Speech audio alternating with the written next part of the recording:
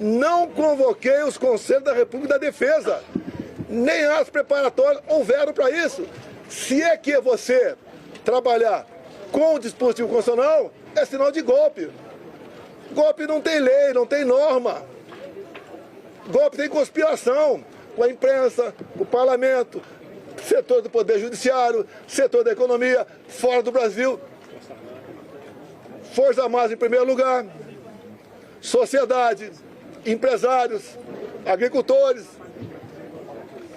Aí você começa a gestar um hipotético golpe. Nada disso houve. Agora, por que se comentou estado de defesa, estado de sítio? Para a gente desmontar de vez essa história de golpe em cima de um dispositivo constitucional. 2014, acabaram as eleições, Dilma ganhou de Aécio Neves. O que o PSDB fez? Contratou uma auditoria externa, talvez para dar mais credibilidade ao parecer final. Conclusão, parecer final da auditoria externa contratada pela PSDB sobre eleições. As urnas são inauditáveis. Não sei o que disse isso. Isso foi em 2015. Eleição de 2014. Desde 2012, eu já tinha ações dentro da Câmara dos Deputados pelo voto impresso. Antes de mim, Flávio Dino foi claro, dizendo que perdeu umas eleições por causa do voto eletrônico. Antes disso também, Carlos Lupe, do PDT, em inserções de programa eleitoral gratuito, ele disse: eleições sem voto impresso é fraude. E foi ele que entrou com uma ação contra mim no TSE. Outros 10, 12 falavam a mesma coisa. Eu não era sozinho, não estava sozinho na defesa do voto impresso. Eu não sou obrigado a acreditar, confiar num programador. Eu confio na máquina. Não sou obrigado a acreditar num programador. Em 2015, deputado Jair Bolsonaro, aprovou uma emenda numa proposta de lei eleitoral, cujo relator era Rodrigo Maia, permitindo o voto impresso. A senhora Dilma Rousseff vetou. Foi derrubado o veto. Na Câmara, algo surreal. Até o PT votou para derrubar o veto. Ato contínuo. Foi convidado pelo ministro do Supremo, Luiz Fux, a ir ao TSE. Chegando lá, encontrei o ministro Fux. Tratou muito bem, feliz. Ele me convidou para ir para lá. E falou que o TSE tinha tomado todas as medidas para implementar o voto impresso nas eleições de 2018. E ele falou: deputado, por falta de recurso, apenas 5% das sessões terão voto impresso. Eu falei: é uma excelente referência. É mais número de eleitores do que uma pesquisa. Eu só faço um pedido para o senhor: pulverize as urnas. Ele falou: já está programado, serão pulverizadas. O TSE começou a preparar. Tem um vídeo do ministro Gilmar Mendes, ministro Barroso, elogiando a nova urna eletrônica com a impressora do lado. Bem, poucos meses depois, por 8-3, o Supremo Tribunal Federal disse que a urna era inconstitucional. Essa ação foi proposta pela senhora Raquel Dodge na época, chefe do MP. Porque a impressão do voto, segundo o Supremo e ela segundo o Supremo e ela,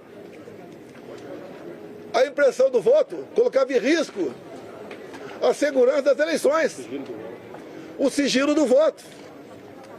Esses foram os argumentos. Deixo claro que na Venezuela só foi possível detectar fraude o ano passado por causa do voto impresso. Foi a primeira vez que a Venezuela adotou o voto impresso. Por que a Venezuela fez isso?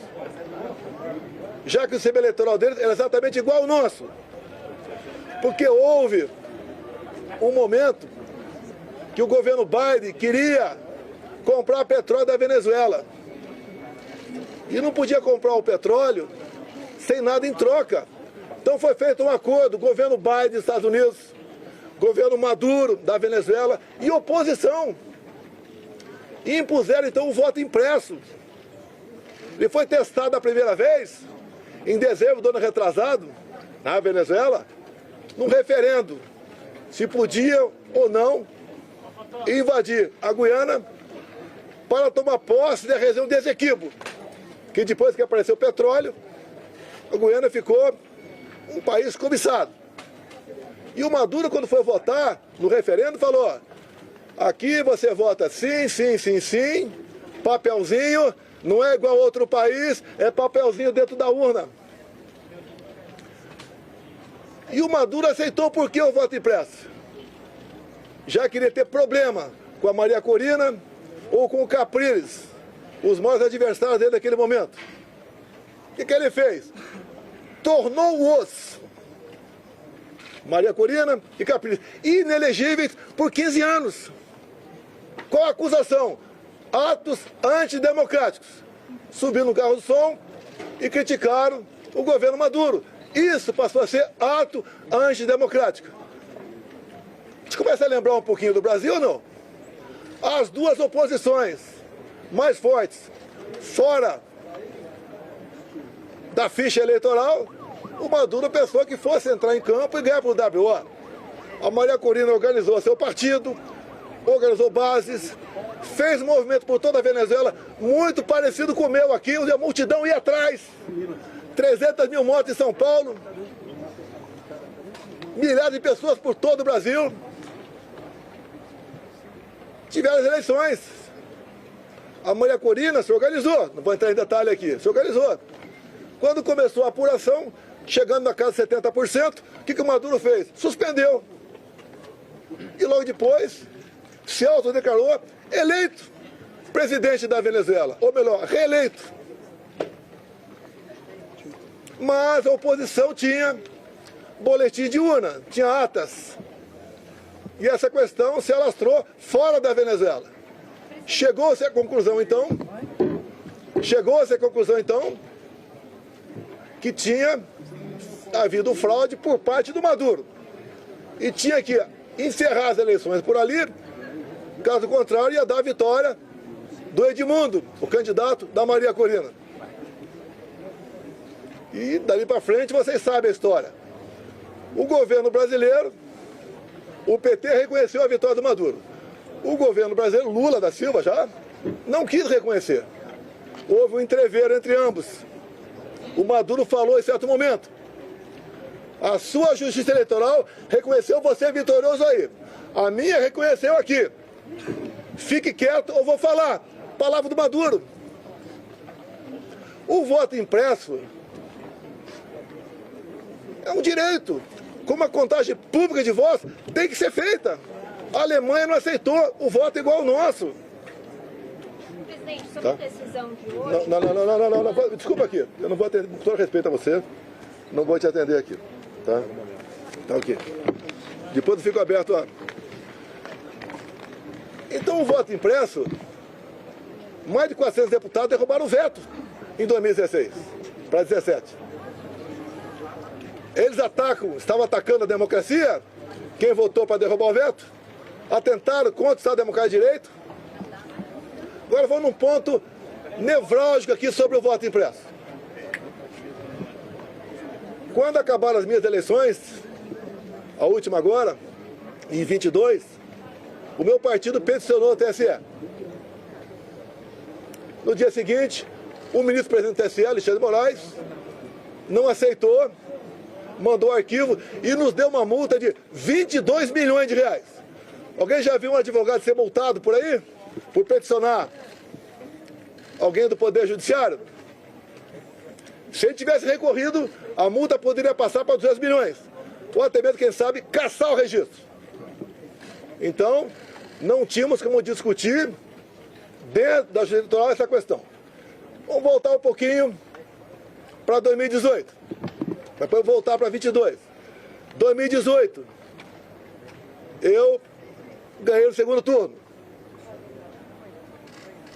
Uma enxurrada de votos, teve a facada. Mas, 2 dias depois do segundo turno de 2018, chegou um papel no TSE, bem fundamentado, dizendo que tinha havido fraude. O que o TSE fez na pessoa da ministra Rosa Weber, presidente? Oficiou a Polícia Federal e foi aberto um inquérito. Opa!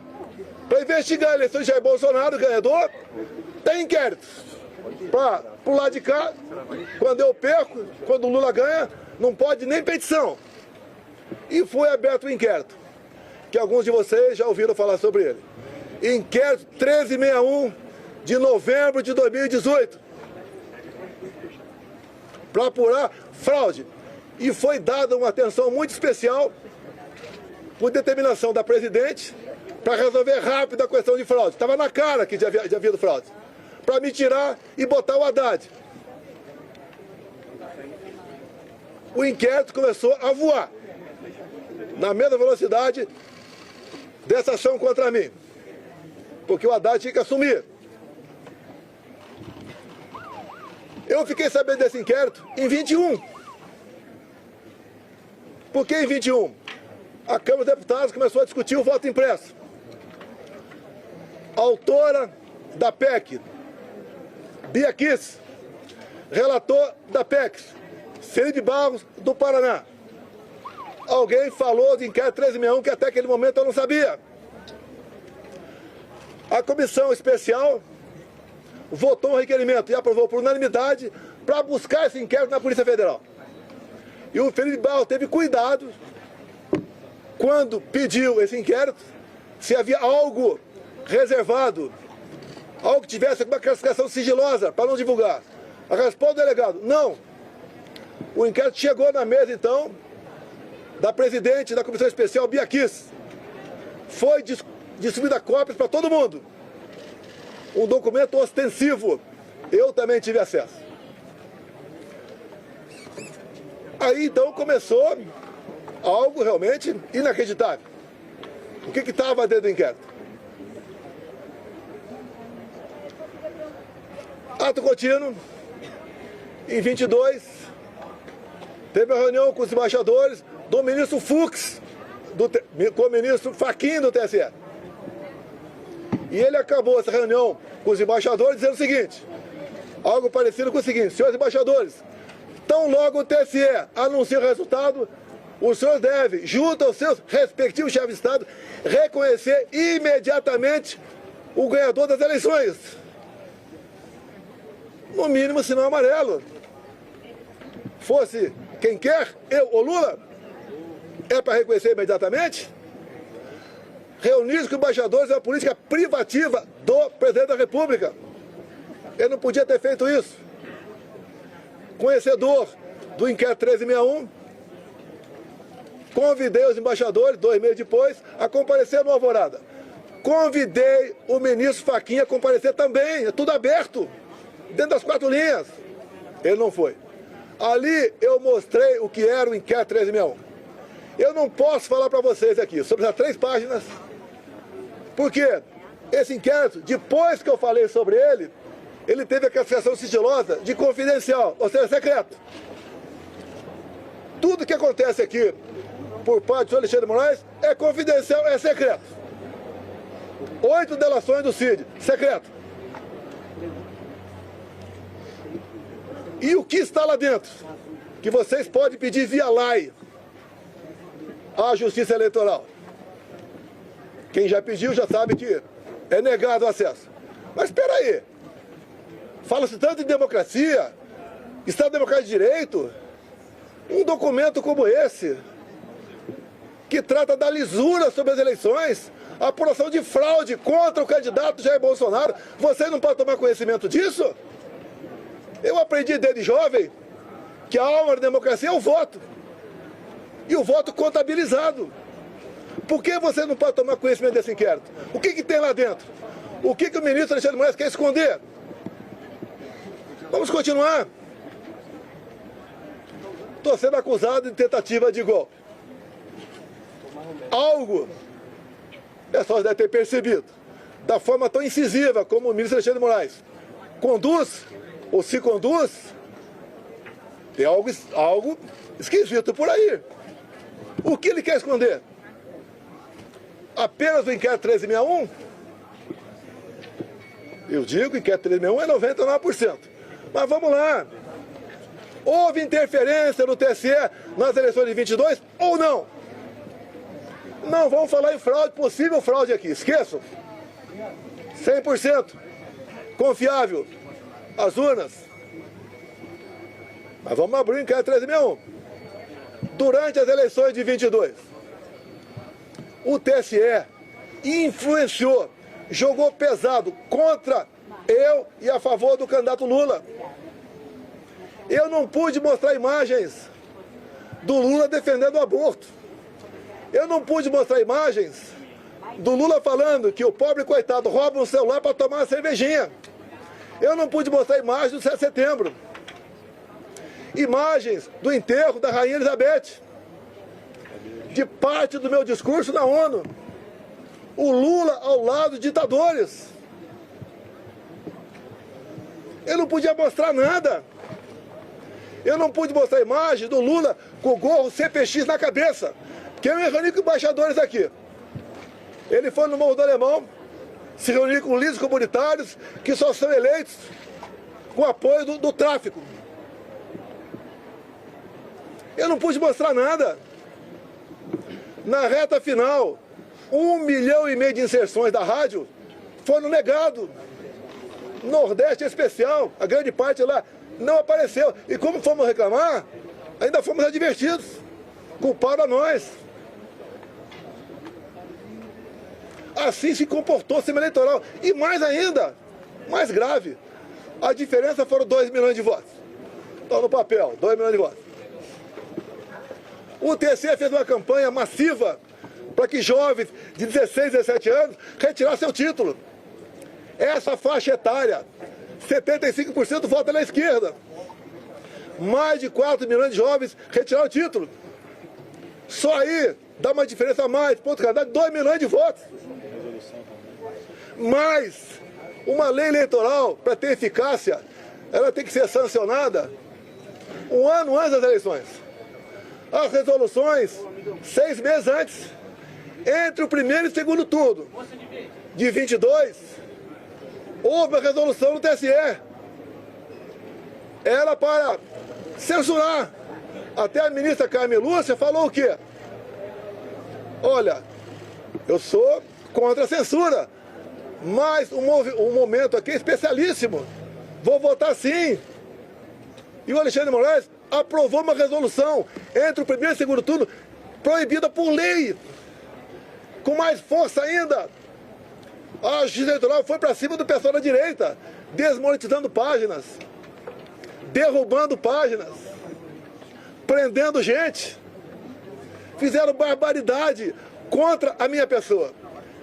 A Justiça Eleitoral se comportou corretamente, dado que eu falei aqui, sim ou não? Eu que sou golpista? Eu que sou golpista? Esses 2 vídeos aqui estão nos autos do inquérito. Que os advogados reclamaram de um vídeo que estava hoje, foi mostrado aqui no TSE. Eu sou o culpado. Repito, na delação do Cid, ele diz que, vamos partir do princípio, está tudo certo com a delação dele. Ele diz ali que ficou sabendo do 8 de janeiro, no dia 8 de janeiro. Já falei, estou repetindo, nos 500 acordos de não persecução penal, em nenhum deles, que eu tomei conhecimento, alguém cita meu nome. Graças a Deus eu saí aqui dia 13 de dezembro, porque eu não queria passar faixa para um cara com passado como o Lula tem. Não há crime nenhum não passar faixa. Não está escrito que é proibido passar faixa. Fui para os Estados Unidos e essa artimanha do 8 de janeiro, eu falo artimanha porque o ministro Flávio Dino, na Justiça, negou os vídeos do 8 de janeiro. Quase 200 máquinas. Ele entregou apenas 4 vídeos e falou que o contrato tinha vencido. Ah, pelo amor de Deus, pelo amor de Deus. Eu sou o golpista? 8 de janeiro, eu estava nos Estados Unidos. Uma das 5 acusações contra mim é destruição de patrimônio, só se for por telepatia. Existia, pegaram, fizeram pesca probatória, reviraram a vida de todo mundo, 3 buscas e apreensão em casa, não acharam nada a meu respeito. O próprio Cid falou que os militares estavam de férias no início de janeiro. Daí invento, o Lula ia assinar uma GLO. Se assinar é problema dele, pô. Vai dar golpe com os comandantes do Lula? Se os meus tivessem mantido, podia até ter uma elucubração nesse sentido. Os comandantes jamais embarcariam numa aventura. Discutir, como disse o então comandante do Exército, meu, discutir hipóteses de dispositivos constitucionais, isso não é crime. Pois é, Brasil, o presidente Jair Bolsonaro acaba de dar essa entrevista aí, né, onde ele desabafou ali, desbravou tudo e falou aquilo que estava engasgado na garganta. E realmente, pessoal, é um absurdo, é inconstitucional, é uma narrativa, isso tudo aí nós sabemos que é simplesmente para poder tentar parar e barrar a direita no Brasil, que com a chegada de Bolsonaro na presidência cresceu, se levantou e isso incomodou a esquerda, o consórcio comunista em Brasília. Agora, a pergunta que eu fico é o seguinte: será que até quando que a direita vai continuar nessa estratégia de simplesmente falar que é inconstitucional, isso é ativismo judiciário, é uma injustiça, não pode, não pode? Esse tipo de discurso, pessoal, por melhor que seja, não adianta, não convence ninguém.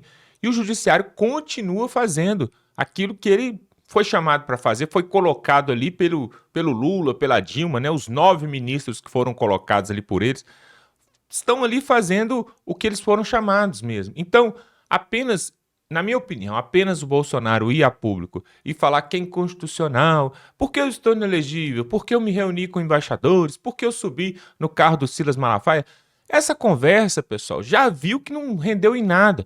Então, o que é preciso é mudar a estratégia.